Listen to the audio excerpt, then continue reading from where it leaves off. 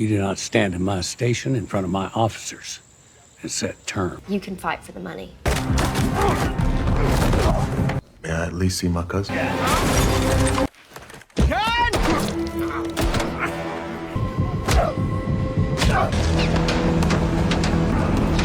At the beginning of the story, Terry Richmond, a reserved former Marine trained in the Marine Corps Martial Arts Program, MCMAP, is riding his bicycle along a quiet rural road toward Shelby Springs, Louisiana.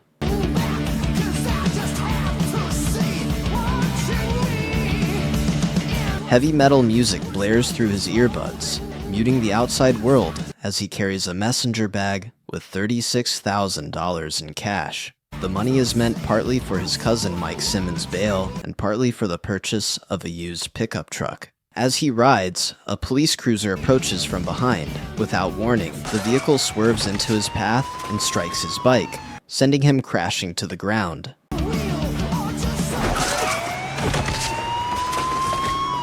Officers Evan Marston and Lan Lan step out with calculated authority.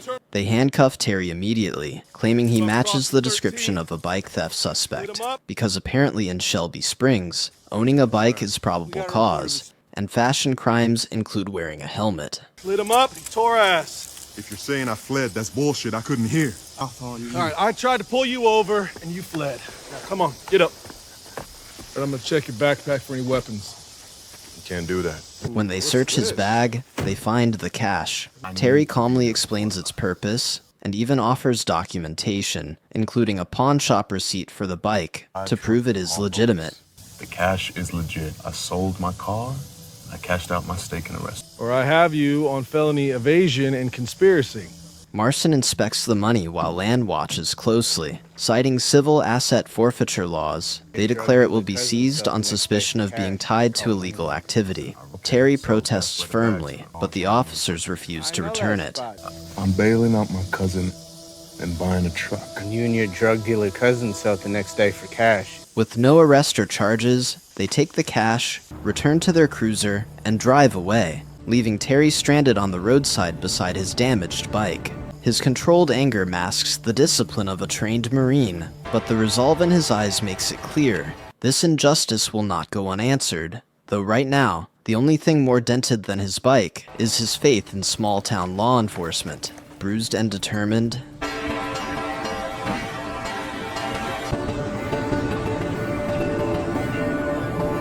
Terry cycles to the Shelby Springs courthouse and approaches Elliot, a jaded clerk, who dismisses his plea for help in reclaiming the seized funds. Elliot cites endless paperwork and legal hurdles, making the process seem insurmountable. Why would you assume that? It's just a guess. You've come to post bail without any money? It was the cops. They took my cash. All of it. I was on my way here. Overhearing the conversation, Summer McBride, a fellow clerk and recovering addict, steps in, her empathy sharply contrasting Elliot's apathy. Over coffee, Summer explains the grim reality of civil asset forfeiture. Police can seize property without pressing charges, Versus $36,000. Because your property has no civil rights. But you can help me get it back. No. Right, so never mind the share it with your members due process. You won't even be named. It's literally gonna read. and contesting such seizures can take months, or even years. She reveals that Shelby Springs Police Department, led by Chief Sandy Byrne, exploits this system to fund their operations amid budget cuts, stemming from a prior lawsuit over police brutality. Terry shares the dire situation of his cousin Mike, who is incarcerated for misdemeanor possession and faces an urgent need for bail. Moved by Terry's quiet desperation, Summer promises to expedite Mike's bail paperwork if Terry can secure $10,000 by Thursday. Realizing time is critical, Terry calls his business partner, Lou, requesting the $10,000. Lou agrees and urges him to call when he needs it exactly. The next morning, Terry walks into the Shelby Springs police station to report the assault and theft from the previous day. While describing the incident to Officer Jessica, his details make it clear that the officers he's accusing are from her department. Concerned, Jess pauses and calls over Steve Lan, one of the two officers who assaulted him. Steve warns Terry to leave, but Terry insists he needs his money back. Before the exchange escalates, We can pick this up right where we left off. What's the charge for being rammed off the road, having your shit stolen, and threatened with a taser? Chief Sandy Byrne steps in and warns Terry that making false accusations against police officers is a felony. He urges Terry to leave the station, but Terry refuses, explaining that he needs to see his cousin and that, unless he gets his money back, he will turn the station into his second home. We don't have one here, but there's a form that you can sign to disclaim that currency. But right now, you're facing felony charges if you persist in harassing my officer. Allow me to finish. To prove the cash was legitimate, Terry presents paperwork showing the truck he intends to buy with the funds. Byrne instructs Jess to make a Xerox copy, then explains that the department cannot return the cash directly. Terry would have to contest the forfeiture in court. What if I didn't fight it? What if all I wanted was the 10 for bail, you keep $26K, and I disappear? May I at least see my cousin? You can fuck right I off. would love to, sir, just as soon as I get my money back. In response, Terry offers a compromise that they can keep $26,000 if they give him $10,000 to bail out his cousin. Byrne doesn't commit to the deal, Fully account for the money, where it was from, and what it was for. but tells Terry to return on Monday at 9 a.m. before the prison bus transfers Mike to the correctional facility, assuring him that he'll be able to see his cousin and put things to bed.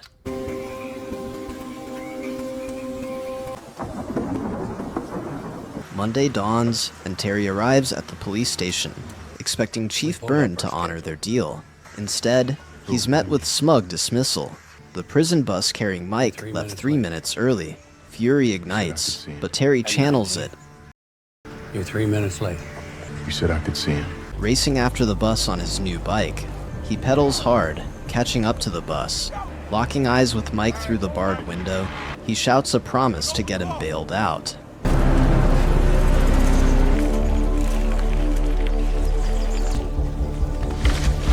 Moments later, Terry calls Lou for the $10,000. Lou reveals that the Shelby Springs police have raided his home and confiscated his safe, and that Terry's name has surfaced in a statement implicating Lou's business.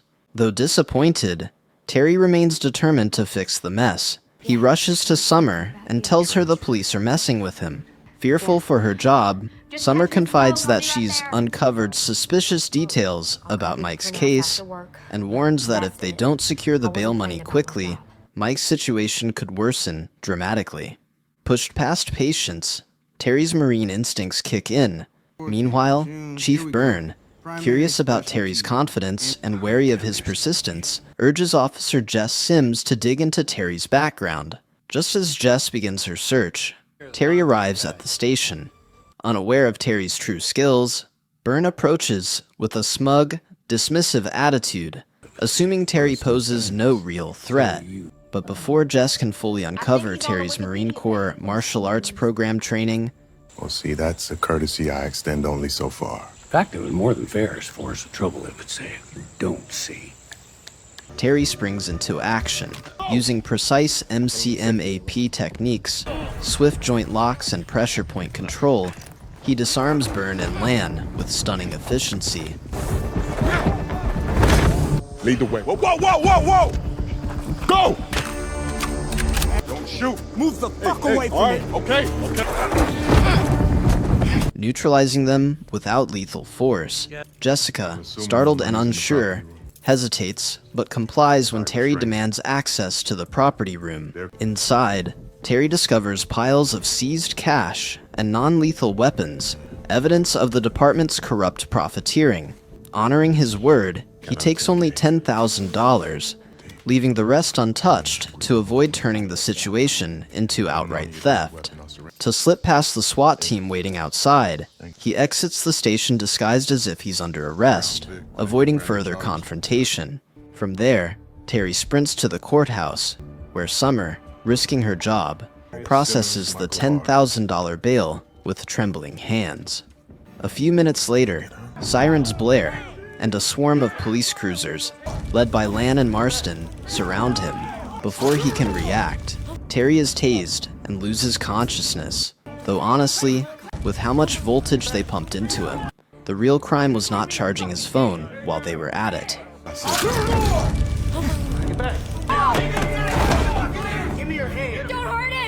He wakes up stabilized in a holding area called the Catacombs. Marston drives him toward an unknown destination. Confused, Terry asks where they are headed. Before they arrive, Chief Byrne speaks, explaining that none of this would have happened if he had known who Terry was. That's the new thing. De-escalation. Out of 6 towns, we're the last in the parish with our own force. Got us doing that. He insists that every dollar Terry saw in the evidence room was legally seized, and that those funds make up the department's operating budget for the next 2 quarters. After a long drive, they reach Samaritan Hospital Center. There, Chief Byrne hands over the remaining $26,000 to Terry, along with proof that he has purchased the truck. Still bewildered, Terry asks why they are at the hospital. Byrne grimly reveals that Mike has been attacked and stabbed and will soon be brought to Samaritan. Shortly after, military personnel arrive carrying Mike's body. Chief Byrne and Marston leave silently, leaving Terry to process the devastating news. At the hospital, Terry learns that Mike has succumbed to his injuries. The news leaves him numb and silent. Later, while driving, Summer offers for Terry to stay at her place, but he declines, needing space to process. Again, Summer presses and pleads with Terry. I just wanted Mike not dead. Yeah, here we are. No more, no less, waiting to be arraigned on charges to help expose the deep-rooted corruption in Shelby Springs, pointing to her discoveries about the suspicious 90-day holds on defendants. This isn't just about Mike anymore, she insists. Still reeling from his loss, Terry refuses, desperate to escape the town's toxic grip. Frustrated, he tells Summer to drop him off at the next bus stop. Before leaving that evening, Terry pauses long enough to write down his contact information in a small notebook, pressing it into Summer's hands. If anything happens, he says quietly, call me. With that, they part ways, each carrying the weight of what's to come. Late at night, Summer wakes feeling uneasy and soon realizes she's been injected with an unknown substance while asleep. Panicked, she calls Terry.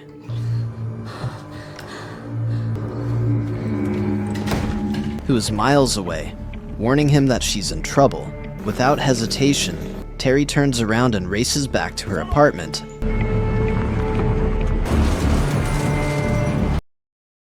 Where he finds her semi-conscious in the jacuzzi. The next morning, Terry urges Summer to leave town and seek medical treatment before the drug takes full effect. But due to her history of addiction, Summer resists. She fears that a hospital visit would trigger a court report, putting her custody of her daughter and her freedom at risk. Terry, cynical about the legal system, suggests that many lawyers struggle with addiction, yet aren't judged as harshly. I'll back off. Show up to work like nothing happened. I was just gonna say that blows. Summer counters that her case is different, tainted by moral turpitude. She recounts how she once pawned her father-in-law's ride-on mower, forgetting it had a snowblower attachment.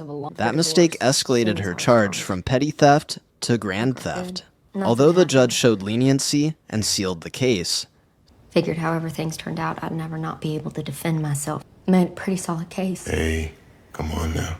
Summer agreed to work for the court as restitution. With few options left, Summer decides to return to work and act as if nothing happened, determined to hold her life together despite the risks. But when she arrives at court the next day, the judge orders her to undergo a drug test. Knowing she was drugged, Summer breaks down in the lab, realizing this time there's no way to prove her innocence. Driving out of town, Terry's truck is flagged down by Lan, who feigns a routine check. Without activating his dash cam, Lan plants a gun inside the vehicle and then opens fire, grazing Terry's shoulder. Instinctively, Terry uses his combat skills to disarm Lan, flipping him over and tasing him. Seizing the moment, he speeds away through a shortcut just before other officers arrive, their gunfire rattling his truck as he escapes, wounded but alive. Afterward, Terry finds a safe spot under a ridge, where he abandons the truck. He immediately contacts Summer, instructing her to meet him at Liu's restaurant. That evening at Liu's, Terry is patched up by Liu, a former field medic who served in Korea. Summer, recently fired from her job, arrives and is shocked to learn Terry was shot. Without wasting a moment, she shares her discovery. Jail times for defendants in Shelby Springs are being manipulated. I hope he's in a better place, but I don't know enough about the afterlife to trust in it, so while I'm here... You think me too? Though uncertain of the full motive, Summer is convinced the police are protecting something by controlling these cases. Determined to expose the truth, Terry suggests they track down Kinetics, the entity behind the scheme, and uncover what the police are desperately trying to hide. With their plan set, the duo prepares to hit the road, ready to hunt down the corruption running deep in Shelby Springs. Later that night, Terry and Summer visit Elliot at his cluttered home to get answers about the police's motives. Initially, Elliot refuses to cooperate, but Summer's frustration boils over, and she calls him unhelpful. This prompts Elliot to ask what she's discovered. She reveals a bail record from 2 years ago, which sparks his curiosity. Summer suggests the civil settlement case might be pressuring the cops. You got no answers from me. I can be named an accessory.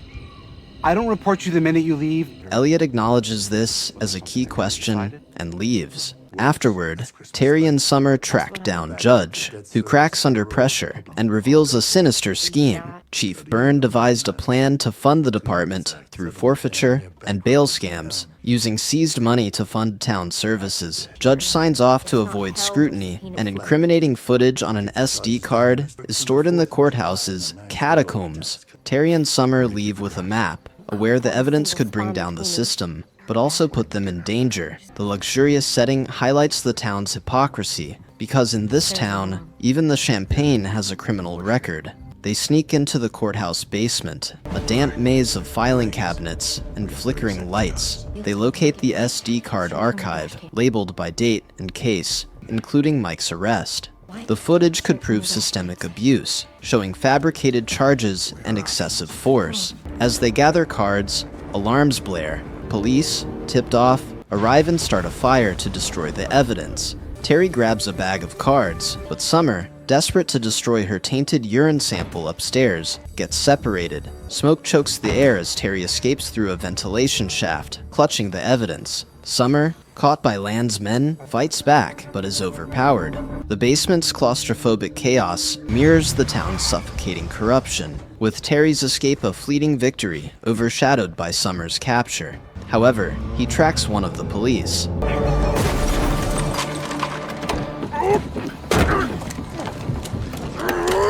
Gets him handcuffed and uses him to get through to Lan on the phone. Holed up in an abandoned barn, Terry contacts Lan via a burner phone, proposing a trade. The SD cards for Summer's safe release at sunrise on Rebel Ridge, a remote hill. Lan agrees, his voice dripping with deceit, promising Summer's safety. Terry knows it's a trap, but uses the deal to buy time. While most officers head to Rebel Ridge, Terry executes his real plan, a solo assault on the station. He rams the entrance with Liu's truck, breaching the armory. Using non-lethal rounds, an MCMAP, he subdues Byrne and 2 guards, targeting pressure points to inflict pain without death. "This is for Mike," he growls, zip-tying Byrne to a chair. He grabs more evidence, ledgers detailing seized funds, and additional non-lethal weapons. The station's sterile chaos, with overturned desks and flickering monitors, reflects the department's unraveling.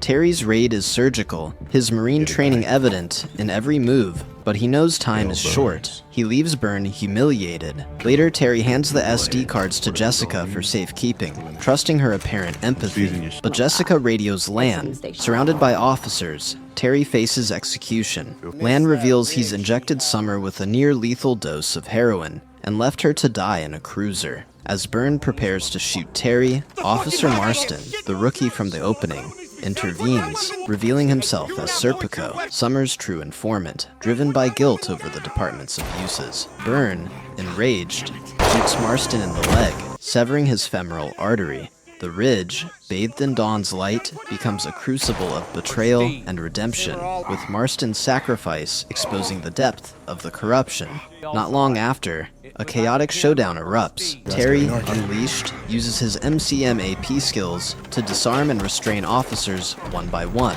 flipping Lan over his shoulder, stripping a deputy of his baton, and dodging gunfire with tactical rolls. His movements are a blur of precision, never killing but incapacitating with calculated force. Lan, enraged, charges Terry in a brutal fistfight, but Terry's training prevails. He locks in a chokehold and knocks him out cold. The lot, littered with police gear and overturned cruisers, becomes a battlefield of principle versus power. Terry's restraint, refusing to kill despite overwhelming odds, underscores his moral code, a sharp contrast to the department's brutality. From a distance, civilians gather, their whispers signaling the town's awakening. Marston, bleeding out, gasps instructions to Terry. Activate a cruiser's siren to trigger its dash cam, saving the last 3 minutes of footage. Burns' shooting of Marston and the entire showdown. Undeniable proof of corruption. Terry sprints to a cruiser and flips on the siren. The dash cam's red light blinks to life, recording everything. Marston's sacrifice, his face pale but resolute, cements his redemption. Terry drags him to safety, the footage now his strongest weapon against Burns' empire. The lot's chaos fades in Terry's mind as he focuses, knowing this evidence could change everything, honoring both Marston's bravery and Mike's memory. He finds Summer in a cruiser, barely conscious from the overdose. Following Marston's earlier guidance, he grabs Narcan from the cruiser's kit and administers it, her breathing slowly stabilizing. Summer's eyes flutter open, her strength returning as she grips his hand. Terry's quick thinking saves her, but the danger isn't over, since sirens grow louder and Burns' loyalists closing in. Terry loads Summer and Marston into the cruiser and speeds toward the hospital. Burn, freed by loyal deputies, takes the lead in the chase, ordering a pit maneuver to ram them off the road. The highway, flanked by pine trees, becomes a deadly gauntlet, with Terry's evasive driving keeping them barely ahead. Burns' voice crackles over the radio, threatening to bury them. Sims, driving in a pursuing cruiser, wrestles with her loyalty. In a pivotal moment, she turns against Burn, executing the pilot on his car instead, sending it spinning into a ditch. With Burn detained, the remaining officers, led by Sims, form an escort around Terry's cruiser, a silent acknowledgement of their complicity and Marston's sacrifice. They radio state police, who are en route to investigate. The convoy, winding through Shelby Springs' quiet streets, marks a shift. The town's corrupt isolation is breaking. Terry drives, Summer stabilizing in the back, Marston's weak pulse, a constant reminder of time's urgency.